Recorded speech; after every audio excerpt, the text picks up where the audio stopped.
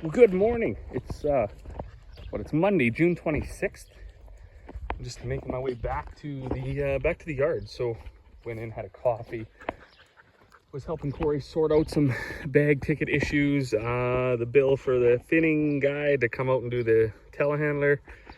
We also had some overbilling from another town in Grand Prairie, and we had a core that was never returned to us from like 2-3 months ago for a brake booster. So anyways, we did get all that sorted out. Crazy like how fast the world goes. Computers and everything, people end up double billing or overbilling or not crediting or whatever the case may be, not paying, and in some cases, but it's usually pretty easy to resolve. Just takes a little bit of time. The last week or so, what have we been doing? Well, I was spraying and then I made bags kind of all last week. This weekend, well, unfortunately, basically Thursday, Friday, Saturday, we all had tied up with a few funerals and celebrations of life and things like that. So, and then Sunday, so Saturday afternoon, Saturday evening, we had about 7/10 of rain around here. And then Sunday, I don't know, just feeling different. I was tired and I spent the whole day. We played board games with the kids and we went up, checked the animals and the chickens and stuff, and just had a really nice family Sunday around the farm. Didn't fire up the mill, didn't get all greasy, didn't put coveralls on, didn't start a bunch of work. So that was good. Last week, Corey got a few loads of gravel delivered because we were getting tired of traipsing mud into her house and having no place to park. So that wraps around to the front, and it's pretty good. She also was doing a bunch of landscaping around the house, raking it smooth. So we're planning to plant grass this week. We do have to wait for this to dry up again and then come through here, pick up these sticks, smooth it out a little bit more, and then we'll be able to plant the grass here as well. What will be our backyard, effectively. This morning I was out trying to figure out, that was the other thing, what the scoop was with my fuel filters on the sprayer. Got that sorted out though. We also switched that motor on that auger from an electric motor to a gas motor. It came with an electric motor on it because the guy that had it, he only used it to take away from his roller mill. So while the auger itself is probably like a 2000 something, it only ever had like 1,000 bushels go through it, and then he didn't use it anymore. So it was basically brand new. So he sold it to me with that electric motor on it, but the electric motor wasn't strong enough to handle the auger right full of wheat or something. So I bought that gas motor at a sale down in Lethbridge, and fortunately for me, the Westway Molasses is made in Lethbridge. So one of the guys from the plant lives closer on the way to the site or something, so he just swung in and picked it up for me, and then I picked it up from him when I went to that Westway dealer conference in Calgary. Everything else is going pretty good around here, really. We got a bunch of bags made last week. I'm gonna have to fill my wheat bin up, my oat bin up, my one barley bin is getting down. I see the roof blew open. Hopefully too much rain didn't get in there. Usually that's not the end of the world because the rain for some reason doesn't seem to fall right in there, and we're taking so much out of it anyways that it's no big deal. The barley last year was so dry that a little bit of water probably won't hurt it anyways, so makes it a little easier to roll actually if it's a little damper. We also got some oil changes done last week, and then they were doing some yard work for the few days that I was out spraying because the crops were getting so advanced so fast that the spraying window, instead of being 10 days, was like 5 days. I mean, things were growing crazy, which is going to save my bacon, I think. So I'm going to go do some field checking here in a little bit once I go pick up my dad. But our stuff's looking really, really good. So we're lucky enough to get those timely rains. Probably not enough rain, but I mean 7/10, that's good enough. That'll carry us for another week and a half or so. Hopefully then we get another 5/10. And I would rather it come like that than come 5 inches in 2 days and puddles everywhere and drowned out crops. So I think what I've done, or I've kind of stopped researching about why I had emergence issues. I think I'm pretty much just landing on seeding depth. So a friend of mine that I went to high school with, he was here the other day, and he said the same thing, that they thought maybe they seeded too shallow because they had some emergence issues. And I mean, it's very possible. So when I was researching Seedmaster, the toolbar itself is actually quite light. Now it's not light duty, like it's strong. It's not like that regard, but it's actually light.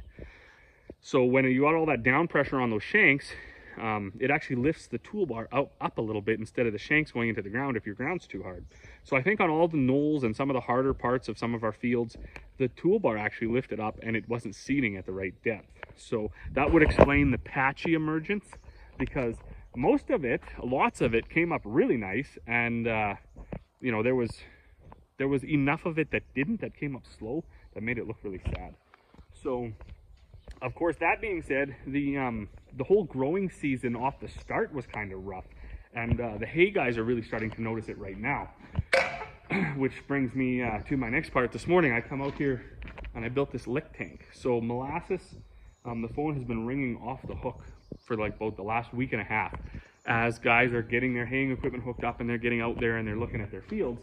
They're starting to realize, unfortunately, that the hay crop is just not going to be there in most cases. I'm sure there's patches that it'll be fine, but the general idea is that it's not going to be that good. So historically in our area, we have lots of hay and we have lots of pasture. The last few years have really thrown a wrench into cattle producers' plans. We've had drought conditions over the summer. We haven't had much carryover into of the winter, of the snow, and the hay crops have really suffered. The pastures have really suffered as a cause of that. So lots of people are looking for a way to supplement, and molasses is really taking off up here in the north again. So molasses is big in central Alberta, southern Alberta, certainly bigger than it is here, and it's huge across the states where they're limited more to pasture and hay and stuff like that, right? Of course, certainly in Texas and the Southwest and stuff like that, around those areas. So they use a lot down there to supplement their cattle. And now up here, when we're seeing these conditions where we're not going to have an abundance of forages and huge haystacks, what are we going to do, right? We're going to have to figure something out. And that something is going to be, could be molasses. So molasses, there's three ways you can get it into your animal. You can feed it free choice in a lick tank. You can dump it on straw, bale dressing, or you can mix it into a TMR or mix it into rolled grains or something.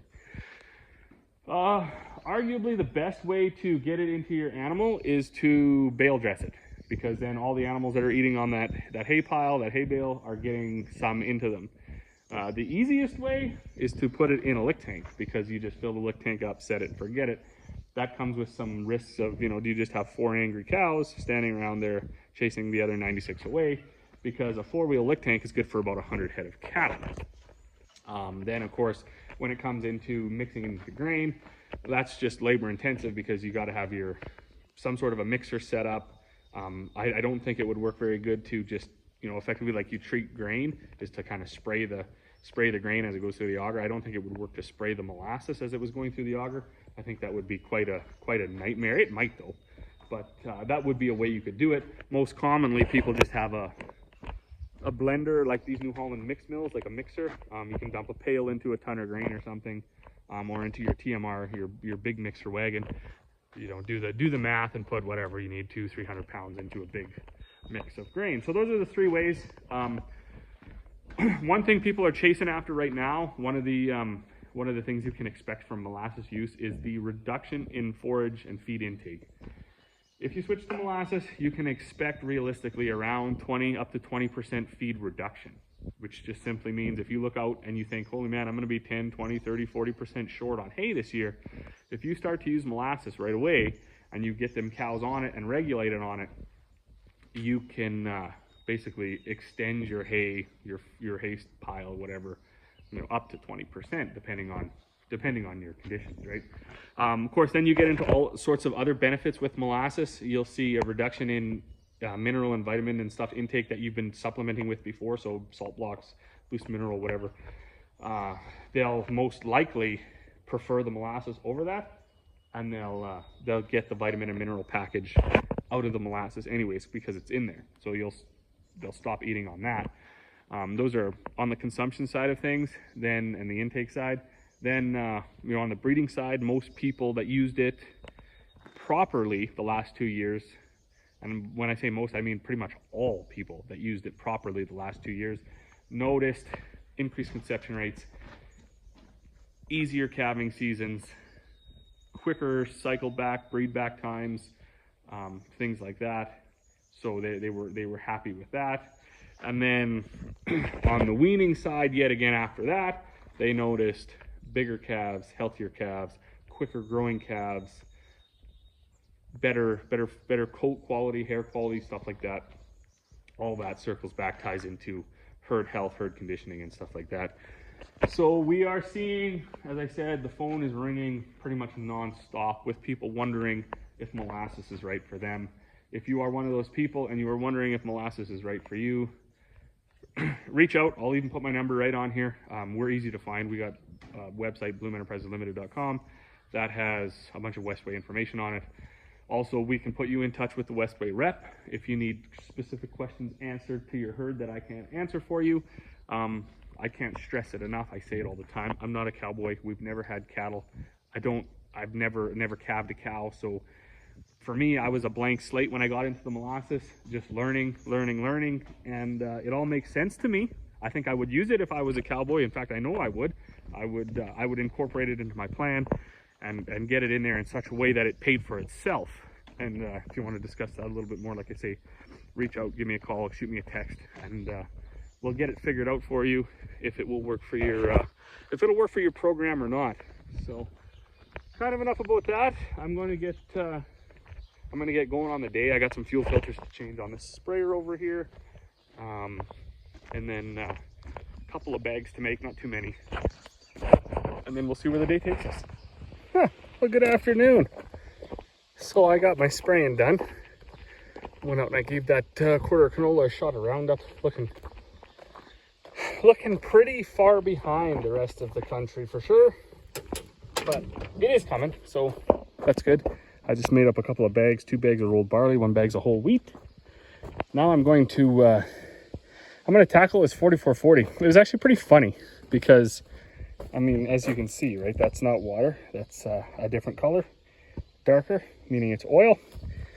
So this was the tractor that I had on the mill, and when it was sitting over there, a friend of mine that I went to school with, he come to pick up some, what did he get? He got some bags of loose mineral, I think.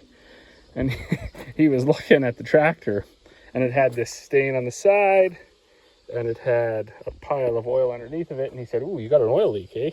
And I looked at him straight-faced, and I was like, "What are you talking about? There's no oil leak." And the craziest thing is I've had all these guards off before, and I had everything off, and I had it washed, and I had it running, and there was no oil dripping. It seems to be only when it sits that it drips. So when I told him that it didn't leak oil, and he could clearly see a huge puddle of oil underneath of it, and oil all over the guard here, I wish I could have taken a picture of how like stunned his face looked. Like he looked at me like I had lobsters coming out of my ears. It was pretty funny.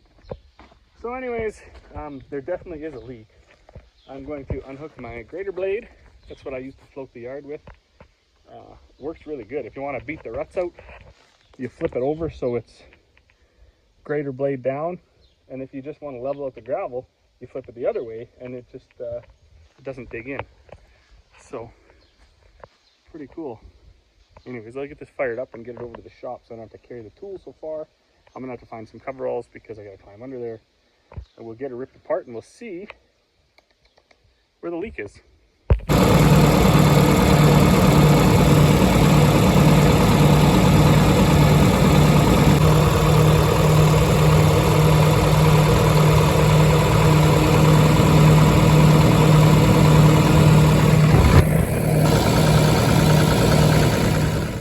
Well, that's interesting. So I guess when my buddy was here, I wasn't lying when I said he didn't have a hydraulic leak. That's a diesel leak. And I'm not exactly sure. Is that a return, or is that a, like, what side of it is? I don't know. Probably the suction side, I guess. Anyways, that's got to be fixed because that's not working. It's going to be sucking air the whole time and spitting out fuel while it's running. No good. So I've never had one single lesson when it comes to brazing up lines, but you know what? I've done about 4 or 5 of them in my life, and they've all held. So pretty excited about that. just applied a little braise to it, and I pressured it up, stuck it in a pail of water, and didn't see any bubbles. So back on she goes.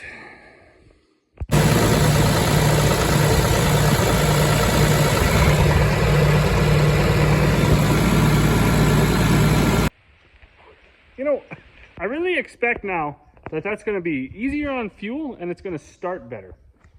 Because I think that if you eliminate the hole that's sucking air while it's running and dripping fuel when it's not running, you probably are going to be in the chips as far as the way the engine runs and the amount of fuel that is in the tank come the next day. Very excited about that. My brazing fix has held. I ran her a little pressure test there. I'm excited about that. But it's 9 o'clock. So I'm going to put it back together, and then I'm going to go in the house, have a shower, put my feet up. It's been a day. As always, thanks for watching, and we'll see you all on the next one.